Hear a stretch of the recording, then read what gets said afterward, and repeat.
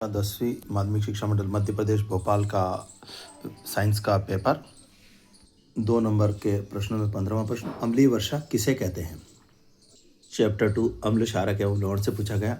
वर्षा के जल का pH मान जब 5.6 से कम हो जाता है तो वह अम्लीय वर्षा कहलाती है। इसका अथवा वाला प्रश्न, क्रिस्टलन जल किसे कहते हैं। लवण के एक सूत्र इकाई में जल के निश्चित अणुओं की संख्या को क्रिस्टलन का जल कहते हैं। एग्जाम्पल भी दिया है, CuSO4.5H2O। प्रश्न क्रमांक 16, विरंजक चूर्ण के कोई 2 उपयोग लिखिए। यह भी अम्ल क्षारक लवण से विरंजक चूर्ण के 2 उपयोग लिखने हैं।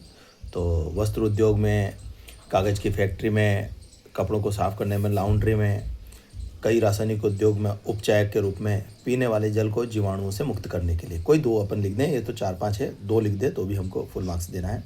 बेकिंग सोडा के कोई 2 उपयोग लिखिए। इसी के नीचे यह है, बेकिंग सोडा के कोई 2 उपयोग। यह एक प्रचलित प्रश्न है, यह अक्सर करके 1-2 साल के गैप पे आता रहता है। बेकिंग पाउडर बनाने में हाइड्रोजन कार्बोनेट एंटी एसिड के रूप में पेट की अम्लता को दूर करता है, और सोडा अम्ल अग्निशामक में भी किया जाता है। तो कोई 2 लिखने हैं, इसमें 4 दिए हुए हैं पर अपने 2 लिखने हैं।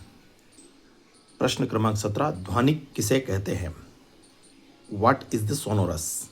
चैप्टर 3 धातु अधातु से, जो धातुएं कठोर सतह से टकराने पर आवाज उत्पन्न करती है उन्हें ध्वनिक अर्थात सोनोरस कहते हैं। यह भी एक प्रचलित प्रश्न है। उभयधर्मी ऑक्साइड किसे कहते हैं।